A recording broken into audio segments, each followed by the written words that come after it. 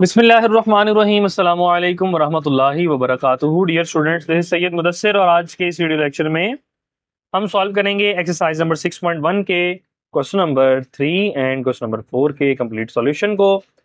मैं उम्मीद करता हूं कि आपने प्रीवियस जो लेक्चर था 6.1 का question number 1 and question number 2 का वो आपने अच्छे से देख लिया है, आपको मसला मसाइल नहीं है।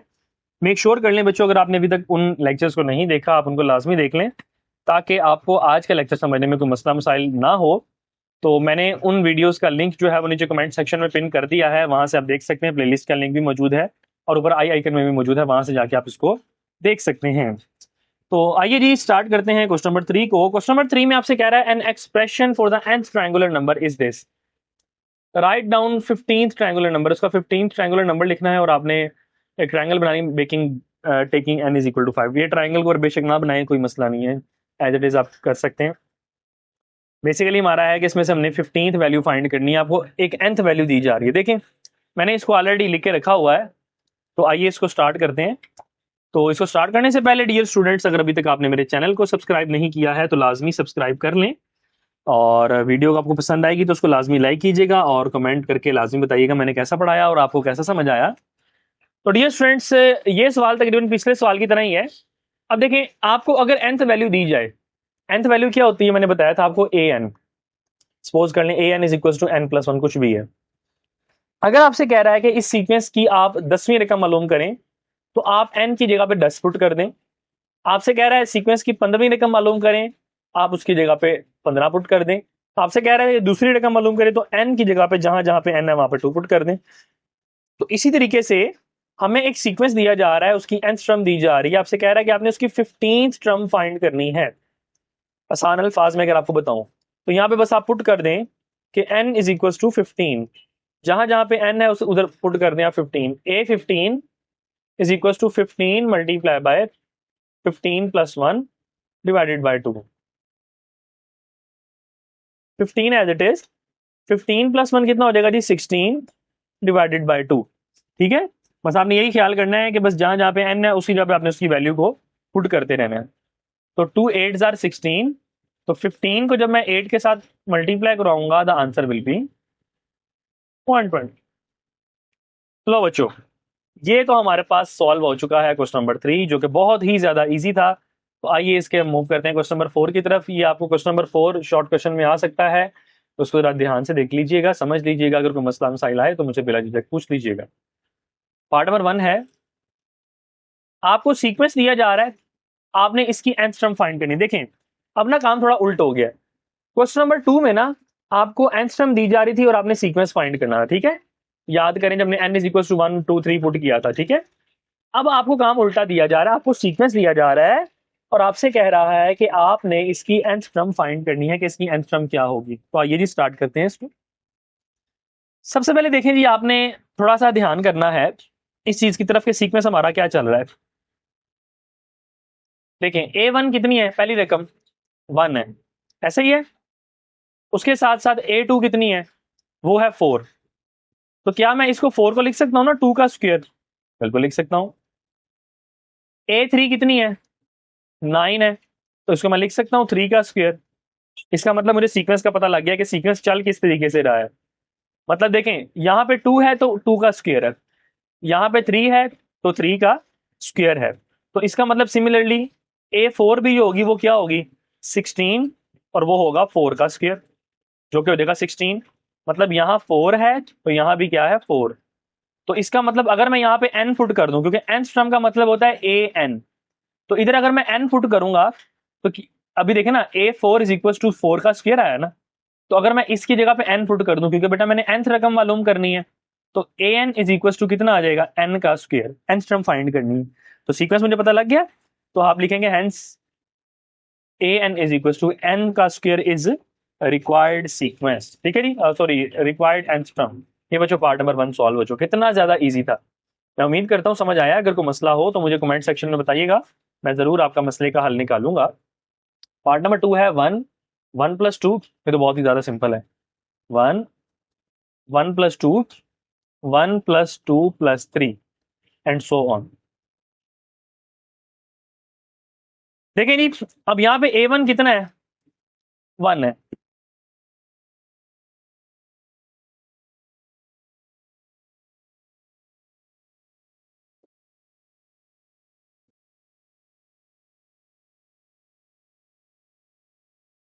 A2 कितना है 1 + 2, यानी प्रीवियस में हमने उससे नेक्स्ट टर्म को ऐड कर दिया।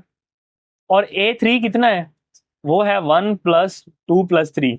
अब देखिए आपको सीक्वेंस साफ समझ आ रहा है कि ये किस तरीके से चल रहा है। तो इसका मतलब कि A4 फिर कितना होगा 1 + 2 + 3 + 4 एंड आगे हमारे पास चलता रहेगा। अभी मुझे मालूम नहीं है कि कहां तक चल रहा है ये, ठीक है, तो अप टू n तक चलता जाएगा।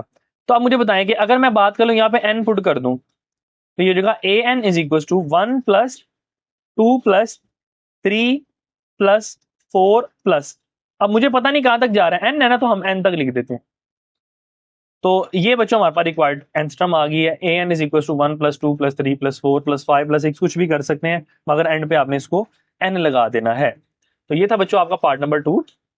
उम्मीद करता हूं कि आपको समझ आ रहा है, कोई मसला मसाइल नहीं है। तो आप आ जाए नेक्स्ट पार्ट नंबर 3 की तरफ। A1 B1, ओके, ये भी बहुत सिंपल है।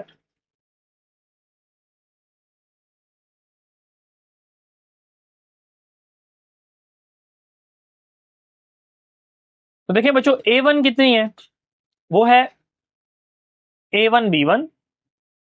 A2 कितनी है, वो है A2 B2। और A3 कितनी है, वो है A3 B3। तो इसका मतलब A4 कितनी होगी, A4 होगी हमारे पास A4 B4, ऐसे ही ना, मतलब 1 है तो इधर 1 पुट करते जा रहे हैं, 2 है तो यहाँ पे 2 पुट करते जा रहे हैं, तो इसी तरह 4 है तो 4 पुट करते जा रहे हैं। सो तो एंस्ट्रम क्या होगी, ए एन एन है तो एन पुट कर दें, an = an bn लेंज, ये इसका रिक्वायर्ड एंस्ट्रम आ गई है। तो ये था बच्चों इसका पार्ट नंबर 3। मैं उम्मीद करता हूँ कि आपको समझ आ रहा है, कोई मसला मसाइल नहीं है। तो आइए इसके पार्ट नंबर 4 को देखते हैं। x 2x² 3x³।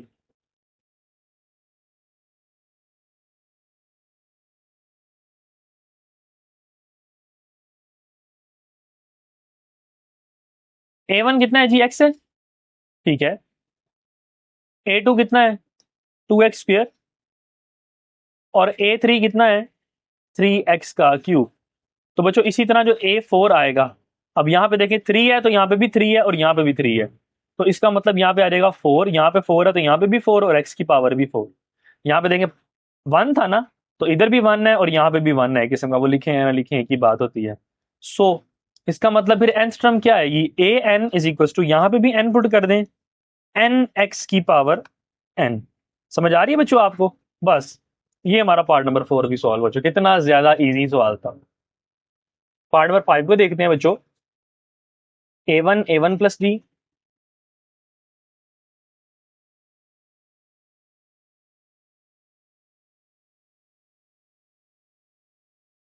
A1 + 2D, okay.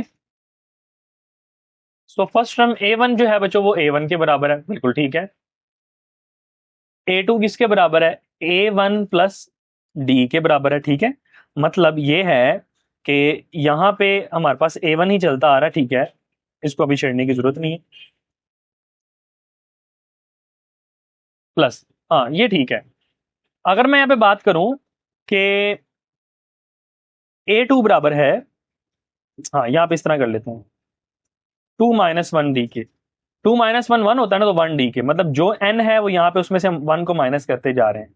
तो यहाँ भी n कितना है 3 है, उसमें से 1 को माइनस कर दें और यहाँ पे लिख दें 3 - 1 कितना हो जाएगा 2D। तो A4 फिर कितना बनता है, A1 + A4 है, यहाँ पे पुट कर दें 4 - 1 × D। तो हमने बच्चों n टर्म निकालनी है ना, तो an कितना हो जाएगा A1 + n - 1 × D। ले बच्चों ये आपका AP अरिथमेटिक प्रोग्रेशन का फार्मूला भी है। पार्ट नंबर 5 भी सॉल्व हो चुका है, तो आइए इसके पार्ट नंबर 6 की तरफ मूव करते हैं। पार्ट नंबर 6 है A1 A1R A1R2। ये भी तकरीबन इतना, ये जीपी का फार्मूला है, आगे पढ़ेंगे आप एपी और जीपी क्या होता है। तो देखिए जी A1 जो है वो तो A1 है, ठीक है, इसको तो छेड़ने की जरूरत नहीं है। A2 कितना है A1 R की पावर 2 - 1, ठीक है ना, 2 - 1 1 कर दें 1 ही आ जाएगा, मतलब जो भी वैल्यू यहाँ पे है उसको पावर में से माइनस कर दी। पहले देखें बच्चों, पहले हमारे पास क्या इंक्रीज हो रहा था, डी के साथ वैल्यू इंक्रीज हो रही थी, उसके साथ हमने क्या लगा दिया, n-1 लगा दिया। अब हमारे पास क्या है, पावर इंक्रीज हो रही है, तो पावर में से हम n-1 कर देते हैं। यहाँ बनेगा a3 is equal to a1 r की पावर, यहाँ पे 3 है तो यहाँ पे भी 3 आ जाएगा, 3-1, तो 3-1 देखें 2, ये वैल्यू बन जाएगी ना। तो a4 किसके बराबर आएगा, a1 r की पावर 4-1, तो 4-1 3 है, तो सो nth टर्म क्या होगी, इसकी जगह पे बच्चों n पुट कर दें, a4 is equal to a1 r की पावर n-1। ले डियर स्टूडेंट्स, ये था हमारे पास पार्ट नंबर 6 जो कि सॉल्व हो चुका है। मैं उम्मीद करता हूं कि आपको अच्छे से समझ आ रहा है। तो आ गया जी हमारे पास part number 7, a1 over b1 plus सी,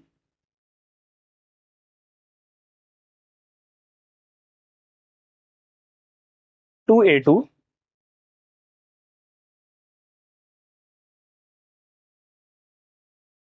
ओवर b2 प्लस c2, और साथ हमारे पास है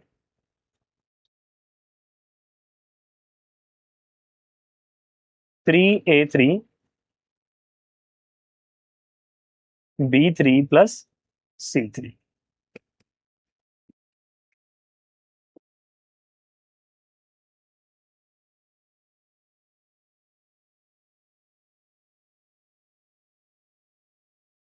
ओके बच्चों, यहां पे अब हम देखते हैं कि a1 कितना है, वो है a1 over b1 plus c1, ठीक है। a2 कितना है, अगर a2 को बच्चों गौर किया जाए, यहां पे देखें ये आ गया 2 a2 divided by b2 plus c2, बिल्कुल ठीक है। मतलब मुझे एक चीज समझ आ रही है कि यहां पे अगर 2 है तो यहां पे भी 2 है, बाकी यहां पे भी a2 b2 c2 है। a3 की बात करें तो वो क्या है, 3a3 b3 प्लस c3। आगे इसी तरह अगर an की बात कर लूं, जहां जहां पे वैल्यूज हैं उधर आप पुट कर दें n को, तो बनेगा n an divided by bn plus cn, ठीक है जी। लें, ये 7th पार्ट का भी सीक्वेंस बन गया जो कि इतना इजी था। तो आइए जिसके लास्ट पार्ट नंबर 8 की जाने मूव करते हैं, तो उसके साथ हमारा ये लेक्चर भी कंप्लीट हो जाएगा।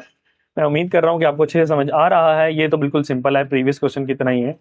1/a1 प्लस 2d, और 1 over sorry a1 plus D है जी, बिल्कुल ठीक है,